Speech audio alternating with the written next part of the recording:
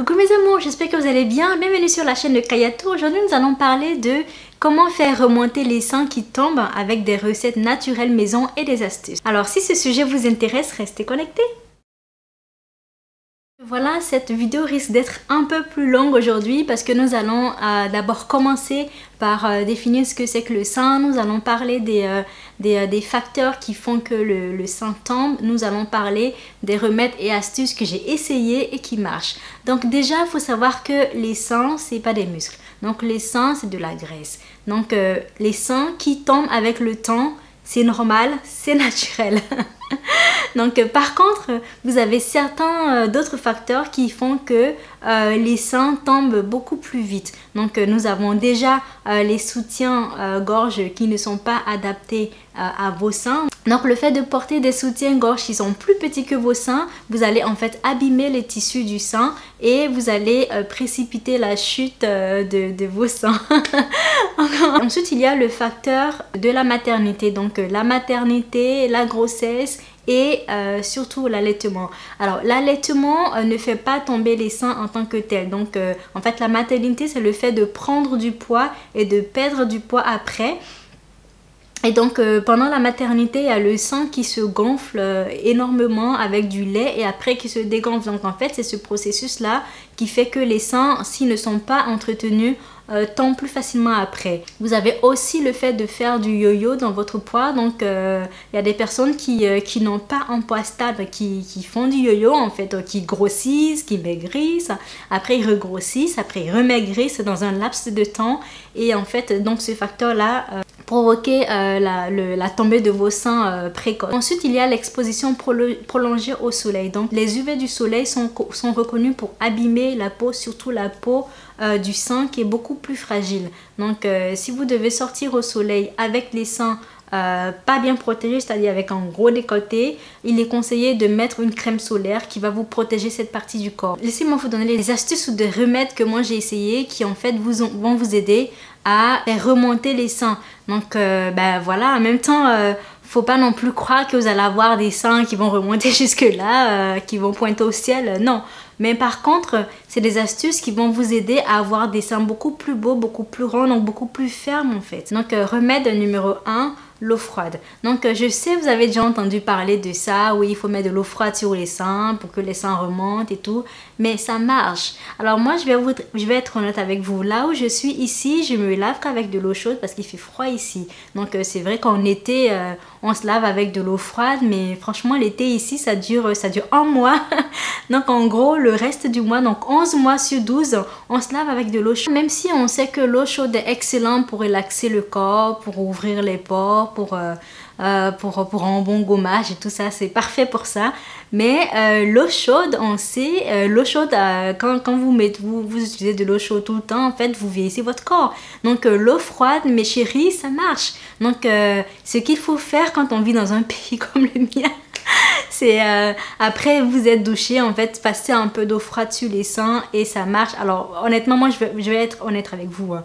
C'est dur à faire. Ok, je le fais pas, j'ai essayé mais c'est dur à faire. Par contre, j'ai été donc en Côte d'Ivoire, chez moi en Afrique, donc pendant un mois.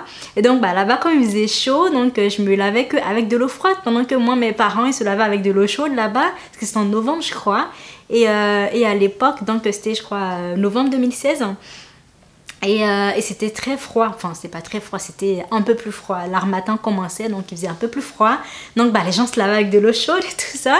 Et moi j'avais hyper chaud, donc je me lavais avec de l'eau froide.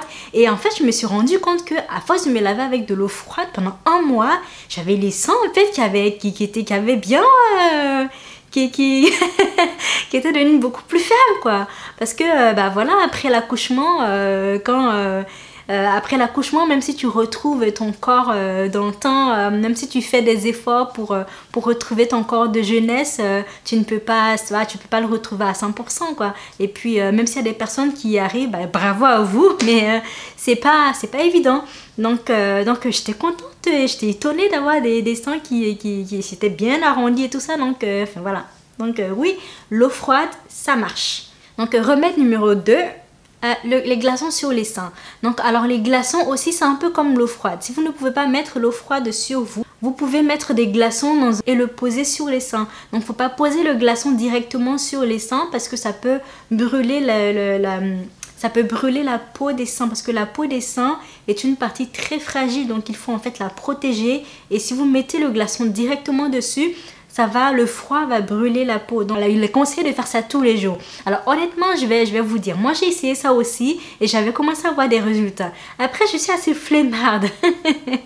Je suis assez flemmarde en général. Mais voilà, c'est un remède qui marche, essayez-le et vous m'en direz des... Remède numéro 3, utilisez les huiles naturelles comme le karité, le beurre de karité et l'huile d'amande douce. Alors le beurre de karité, il est très riche, il est très hydratant, donc en fait il est connu pour hydrater le corps et la peau. Donc la peau des seins en fait est très fine et quand elle commence à se relâcher, donc quand les seins commencent à tomber, c'est parce qu'en fait il y a un manque d'élasticité dans la peau. Donc en fait la peau elle vieillit, donc elle manque d'élasticité. Donc pour remédier à ça, vous pouvez masser les seins avec du beurre de karité pour en fait booster l'élasticité des seins pour que les seins puissent commencer à remonter.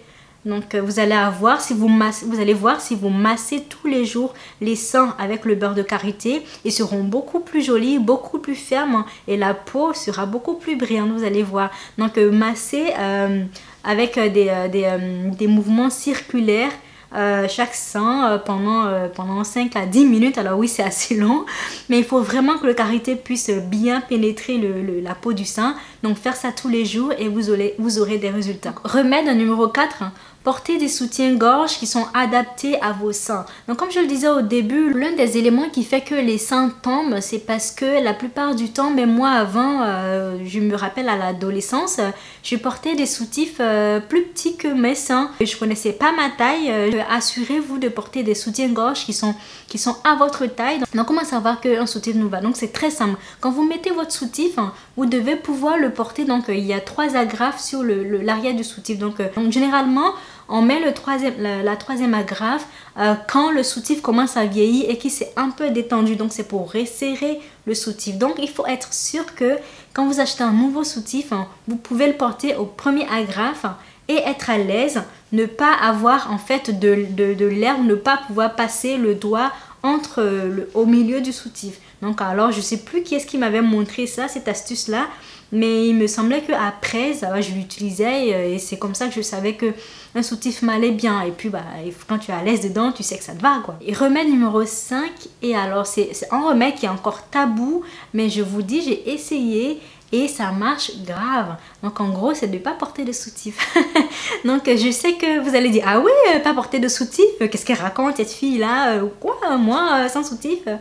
Donc en fait, vous savez en fait les seins, naturellement, la peau du sein en fait est faite pour tenir les seins, d'accord? Donc il est naturellement élastique.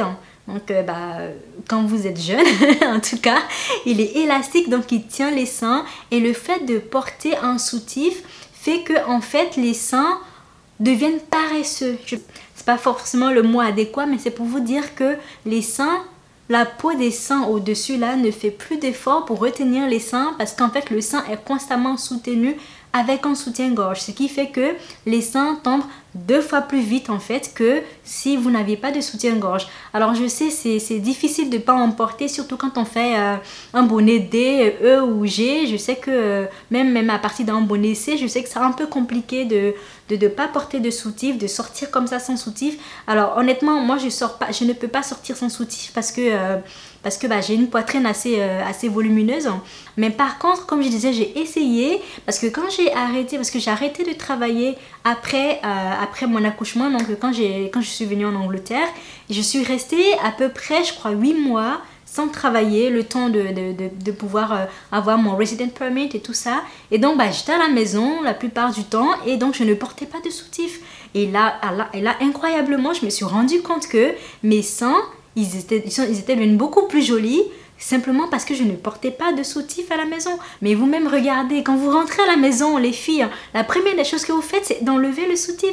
C'est parce que le soutif, il est tellement inconfortable. Mais moi, c'est quelque chose que j'ai essayé, qui est quelque chose que j'ai adopté. Donc maintenant, quand je suis à la maison, je ne porte quasiment, voilà, je porte pas de soutif. Je porte juste une brassière et des fois quand je sors, maintenant, je ne porte pas de soutif. Donc si vous ne pouvez pas ne pas porter de soutif, comme moi, dehors, je veux dire sortir juste sans rien. Le meilleur moyen, c'est de porter une, voilà, comme ça, une brassière de sport. Donc moi, c'est ce que je fais maintenant quand je sors. Je mets une brassière de sport et quand je suis à la maison et que quand j'ai pas envie de rester sans rien, je mets une brassière de sport. C'est vrai que des fois, j'avoue, je ne peux pas en fonction de ce que je dois faire, où est-ce que je vais. Je préfère mettre un soutif en dessous. Mais si vous voulez, si vous ne pouvez pas ne pas mettre de soutif, essayez de mettre un soutif sans fer à l'intérieur. Je crois que ça s'appelle une baleine si je ne me trompe pas. Donc sans fer à l'intérieur, parce que comme ça, vous aurez les seins qui seront moins agressés et vous aurez moins de risques d'abîmer les seins. Le dernier remède, et qui est l'un des remèdes qui marche le plus et qui est beaucoup plus rapide, c'est de faire du sport. Alors, je sais où certaines m'ont dit « Oh, encore le sport !» Je sais, oui, le sport. Alors, le sport, si vous faites des exercices ciblés pour la poitrine, je disais tantôt que la poitrine n'est pas en muscle. Donc, vous allez me dire, mais si ce n'est pas en muscle, comment je vais muscler mes seins? Comment je vais faire du sport pour remonter mes seins? C'est parce qu'en fait, vous avez donc les muscles qui sont derrière la poitrine, donc les pectoraux qui soutiennent en fait la poitrine. Donc, en musclant ces muscles qui sont derrière la poitrine, vous allez avoir les muscles donc beaucoup plus fermes derrière et donc ils vont remonter les seins naturellement. Donc vous aurez en fait des seins beaucoup plus jolis. Donc vous aurez des seins plus musclés, enfin plus fermes quoi, c'est ce qu'on dit. Donc mais effectivement on ne peut pas muscler les seins, on muscle les pectoraux derrière le sein. Si vous avez aimé la vidéo comme d'habitude, mettez un gros like, partagez-la avec vos amis et votre famille et surtout n'oubliez pas de vous abonner. C'est gratuit et c'est important pour moi. Donc si vous aimez mes vidéos, la meilleure manière de me faire savoir que vous aimez mes vidéos, c'est de vous abonner, de partager mes vidéos, de les liker et de commenter. Donc n'hésitez pas à me rejoindre sur Facebook et à rejoindre la communauté des Kaya. Donc sur Facebook, sur Twitter, sur Instagram. N'hésitez pas, voilà, je vous fais de gros bisous. Je vous dis à la prochaine pour de nouvelles recettes. Bye bye!